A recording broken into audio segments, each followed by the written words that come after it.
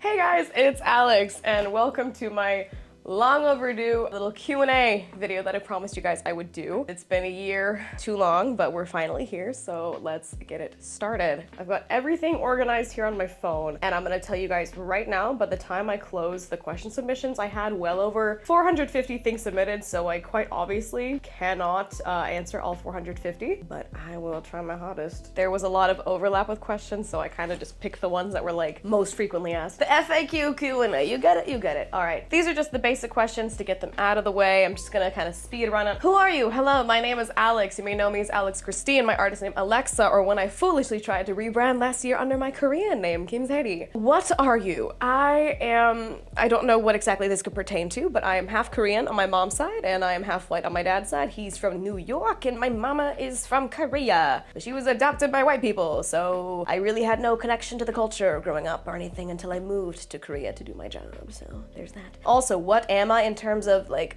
am I an idol still? Am I an artist? We'll get to that later. When did you start? I debuted back in 2019, but I had been a fan of K-pop since 2008. We'll get more depth into that later as well. Where are you from / where do you live and all that jazz? I see so much confusion about this, and I don't blame any of you. I was born and raised in Tulsa, Oklahoma. I moved to Seoul, South Korea in 2018 to begin my training process, and I've been living in Seoul, South Korea ever since. Right now, as of today, February 24th, 2026, I am currently in Stockholm, Sweden, getting ready to compete for Melodifestivalen this year, but we'll get to that later as well. Why do you do what you do? I just kind of always had aspirations to be an artist, something in the performance creative field, and then life finds a way, to quote Jeff Goldblum in Jurassic Park. Life finds a way. And I wound up doing this. Huzzah. How did it happen? Long story short, I won a K-pop cover contest 2 years in a row online, and the second and final year that I won it, it garnered me a trip to South Korea to film like a little, the life of a K-pop idol or the making of a K-pop idol kind of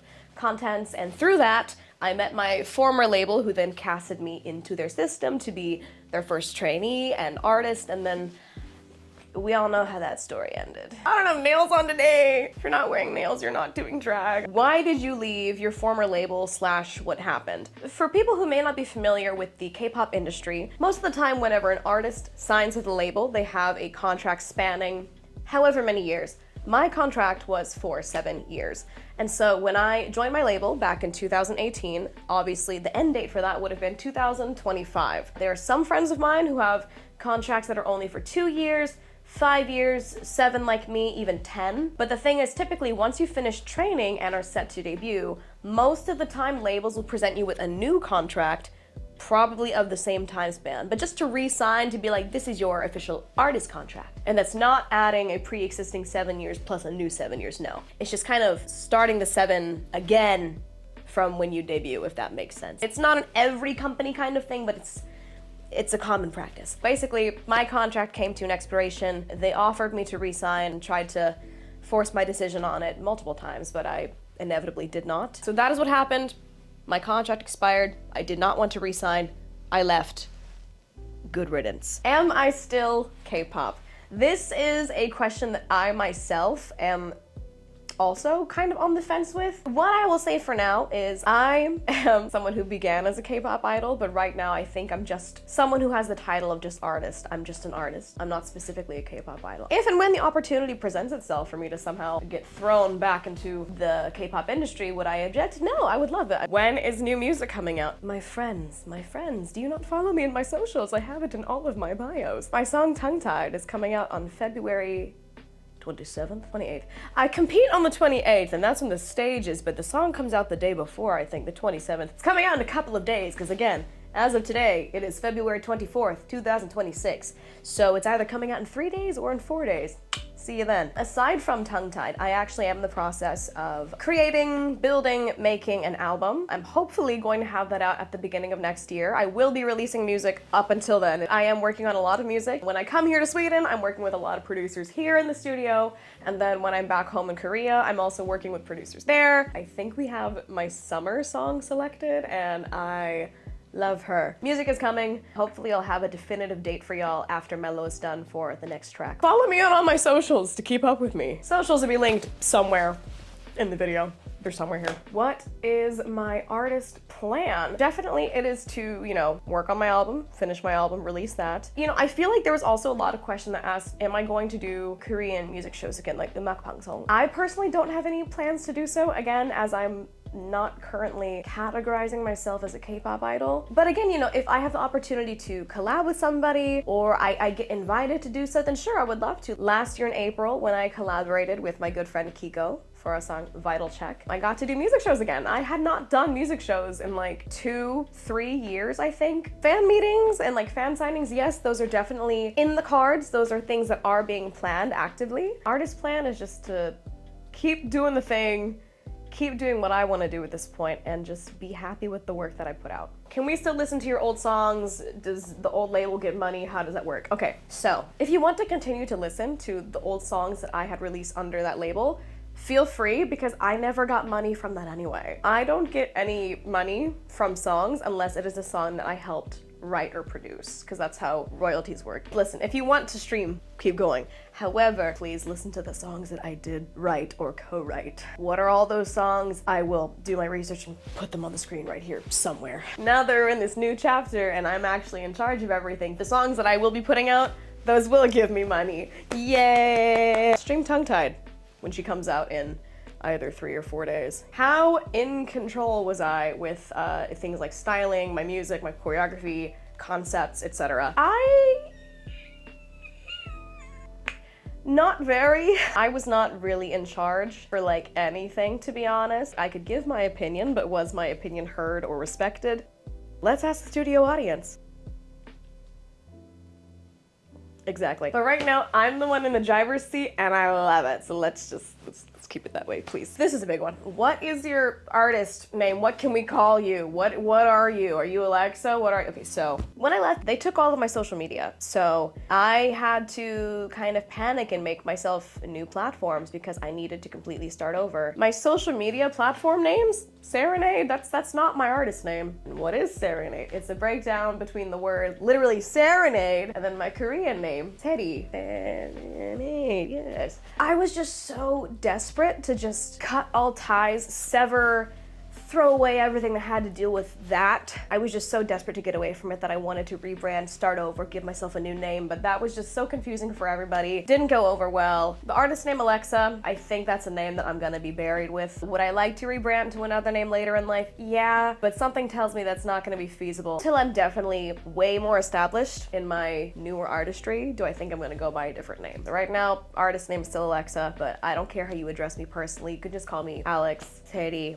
Mother, whatever floats your boat. And that also ties into, I think, the part 2 that was fandom name. If I may be perfectly candid, I did not create the fan name. As of right now, the fan name is Back to Beasties. And the crowd goes wild. Where does Beasties come from? I'm a huge Maleficent fan. In the movie, Maleficent calls baby Aurora like a beastie. You're my beasties. Will I ever return to my old concept, like my debut AI cyberpunk thing? As the first K-pop artist to debut with the AI cyberpunk concept, I personally don't think I'm ever gonna return to it because realistically speaking, that was budget. CGI, special effects, it's budget. I liked it, it was cool, don't get me wrong, it was badass, I love stuff like that. I don't think, you know, moving forward, I'm gonna be focusing on conceptual music so much as just music that I just wanna make.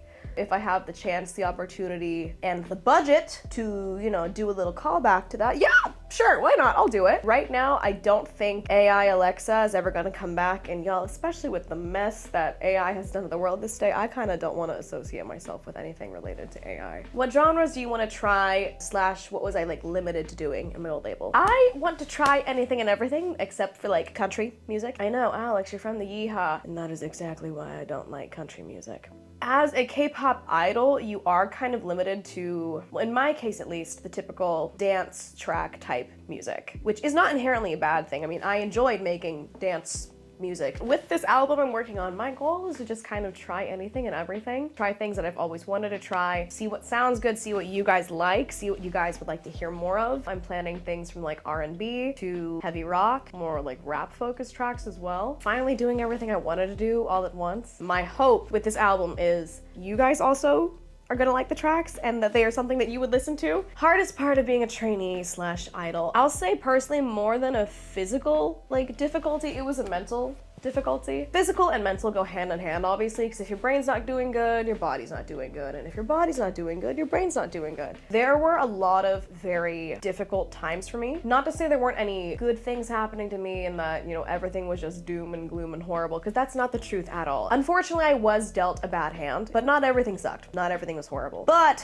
when it was bad, it was bad. For example, I was very, very, very deeply depressed at one point. I was not sleeping, I was not eating, and I dropped down to 38 kilograms. I typically weigh 43 to 44. I was constantly told, oh, you're too fat, you've gained too much weight. Cut to me being 38 kilos, super skinny, looking sick, and only then it was kind of like, oh, you don't look pretty, you look sick. I can't win. As difficult as things were for me, I'm grateful in a sense because the situations that I went through, I've grown as a person because of the things I've had to go through. Granted, would it have been nice for me to have initially not gone through those things? Yes! But since I did, you know, I have to look at them as life lessons, and that's not exactly the best thing in a way, but that's just kind of how I'm taking it in a sense. I've grown as a person because of the things I've experienced. The hardest thing is definitely trying to make sure your mental and your physical is okay. Yeah, my current label. I'm currently signed to Sony Music here in Sweden. Also, my talent agency right now is UTA. What would you say to 2019 yourself, or like any advice you would have for your younger self? 2019 me. I hope that when you look in the mirror, you love yourself. People are gonna tell you horrible things, but don't let that change the perception that you have of yourself too much. Don't be so quick to let people in. I know as much as you wanted to be a black cat, you're very much a golden retriever type personality. You wanna be friends with everybody, which is great, but don't let people in so fast. There's so many good things, good people, and good opportunities coming. I know that things have not been easy. Things will continue to not be easy at all, but you will see payoff little by little. You aren't gonna have some tremendous jump in success, jump in fame. That isn't gonna happen yet. Little by little, things will pay off and you will start seeing the light at the end of the tunnel, so just hang on. Hang on. Yeah, okay, a lot of questions obviously about Mello. How did I get into Mello? What am I doing in Melodifestivalen in Sweden? What? Do yourself a favor and look at the shorts that I posted, the reel, the TikTok, whatever. I'll post it somewhere here in the video. Bing bang. Would I do another survival show? Considering that Mello is technically the third one I've done, I mean, why not? I think it'd be cool if, you know, in the future, if like Mnet did like Queendom again. I think that'd be fun. I wouldn't mind going on another survival show to do like, you know, a temporary girl group promotion. But then again, I'm old. Yeah, no, Mnet wouldn't want me. I'm old. Never mind. Who would you want to collab with within the industry? There's a lot of artists that you guys wanted to see and like suggested, like Dreamcatcher, OneWe, Trainee again, X-Love. There's like, I'm not gonna read everybody off, but there's a whole list that you guys suggested. Listen, I'm always down to collab. I'm always open to collab. I love collabing. I love people, like I said. Golden retriever personality. I love people. I like making friends. I like having friends. It just depends on other people, you know? I'm always open. I'm always down. Friends, hit me up.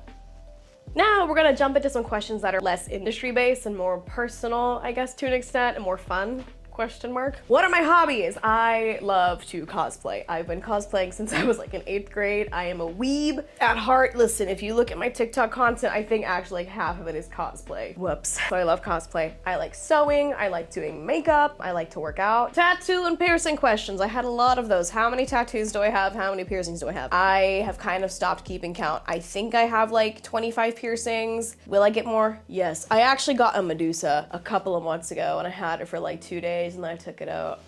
It was just, I realized that I use my face a lot when I speak and the flat back of the piercing just kept catching on my tooth here and I'm like, oh, not today. Maybe I'll get the Medusa again. I think I've got like 30 tattoos or so. I don't really know. I'll do a tattoo tour eventually. Today is not the day as I am very well dressed and I do not intend on stripping for the camera. So how do I save my contacts in my phone? I mean, I can tell you right now, somebody I have saved as Nick Jonas, who is clearly not Nick Jonas. I have someone saved as Chaos Himbo. That's enough slices. I used to save people by emojis just for the sake of when I get like messages, I don't want people looking over my shoulder and like seeing names on my phone, if that makes sense. I have nicknames nicknames for people on my phone that are kind of like relevant to their actual name or like their artist name, and so I can't really tell you them for the sake of privacy. But I think I'm really funny, and the friends that know these nicknames, they think it's funny. Were you a horse girl? I was born and raised in the Yeehaw, but despite me being from the South, I was never a horse girl. Nay, nay, nay. Do I like horses though? Yes, I do love to ride horses if and when I get the opportunity to. I do like horses though. Favorite hair color I've had? Probably the pink I had for Extra was really cute. The bright red hair I had a couple of summers ago. I enjoy being blonde, but it's definitely an upkeep because my natural hair is like dark brown, almost black. Roots, you have to constantly bleach your roots to keep a nice blonde going on, but I digress. My comfort food, malatang. I don't really know how to describe what it is. Basically just like a spicy Chinese like soup. I love spicy food. Literally the first thing I order when I get home, I don't care what time it is. It can be 3 in the morning. I will order malatang to eat and then go to sleep. Like, I love maratang. My skincare routine, I will eventually do a get ready with me and like a get ready with me vlog. Eventually, I say, as this video itself has been a year in the making since I opened my channel a year ago. This is only the second piece of content I have up. Wowzers. We'll get to a skincare routine one of these days, I promise. How are you not bald? Hair care talk. I don't know. Thank you, genetics. Both my dad and my mom have very good hair, and therefore I think I also have good hair, even though 90% of this is not mine. I think I know what I'm doing and it pays off. But the question of how am I not bald yet? Guys, I might shave my head later this year. I'm really considering possibly shaving my head in a month or two. Stay tuned. Fashion inspiration. I definitely love alternative and punk fashion, anime and manga, so things like, you know, Nana. That's how I learned about Vivian back in the day. Comic book characters. I get inspiration from art rather than from actual people, if that makes sense. Favorite fictional characters? Nana, obviously. I love Misa Amane. Jinx from League of Legends / Arcane. Harley Quinn's one of my favorites. Poison Ivy's one of my favorites. I love Catwoman. So the Gotham Sirens. I love Black Cat from Spider-Man comics as well. I love Grell Sutcliffe. I love her from Black Butler. Honestly, just all the characters I love. I live. I like Sasuke from Naruto, guys. Favorite songs, albums, or movies recently? Weapons. I saw Weapons last year when it came out. It was really good. Still obsessed with The Substance. Love that movie down. Nosferatu. I'm really excited for the werewolf movie that's coming out because Robert Eggers, who directed Nosferatu, is directing the werewolf movie. Anything horror related? I mean, not every horror movie I've seen is good, but the ones that I have seen that are good, like Weapons.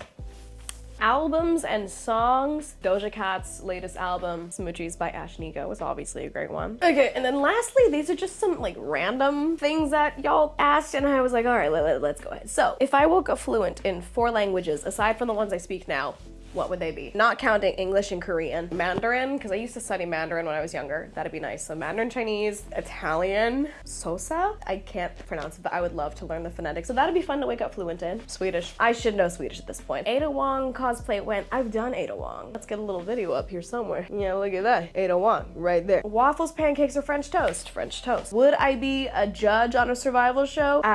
Maybe. Can I be a judge on RuPaul's Drag Race? I would love to be a judge on Drag Race. Have you ever had a dream that you want them to do you so much you could do anything? Yes. Do you like cilantro? I don't mind it. I won't order it specifically, but if it's in there, it's in there. I don't mind it. Do you like hummus? Again, I don't mind it. I'm not gonna order it, but if it's there, and yeah, I'll eat it. If I could be in a K-pop group with fictional characters, who would they be and why? K-pop group, fictional characters. It's gonna be me. It's gonna be Lydia Dietz from Beetlejuice, Misa Amane from Death Note, Toka and Rize from Tokyo Ghoul, Nana Osaki from Nana. Who else? Stocking from Panty and Stocking. We'll throw her in. Favorite sea animal? I don't think I particularly have a favorite sea animal. I mean, I like seals, harp seals, because they're really cute when they're babies. Okay, if I was stranded on an island, who would I choose to be with? Jonathan or Ludwig? For those of you who don't know, that is the producer duo of Moonshine. I have my Sunshine and my Moonshine tattoos here. Hello to Sunshine, Moa and Ellen, and then Jonathan and Ludwig. I know who sent this. Can I just say neither? Please? Better yet, no, give me both of them, and then I'll send them off to go look for help. There we go. If I was a song, what would I be? Let's demand interaction with the video. In the comments below! What song do you think describes me as a person? Write it down, please. And with that being said, this little Q&A video has come to an end. Thank you so much for waiting like a year for this to happen. I'm so sorry if this wasn't the most fun video ever. Again, this is like the second piece of content going up on my channel. But thank you for tuning in. Thank you for submitting your questions. Again, I got over 450 questions. I apologize I could not get to all 450. Not to be that person, but please make sure you are subscribed so you see new content on here. Please follow me on all my socials. All of my social media is always gonna be Serenade. SERIINADE, and my Instagram is the only exception. It has 1 underscore at the end. My TikTok, my Twitter, my Instagram, my YouTube, everything is Serenade. You can still find my music where you found it before, but you can find me on my socials at Serenade. Make sure you're subscribed, please follow. I will be seeing you guys in the very, very near future with more content, so thank you so much for tuning in.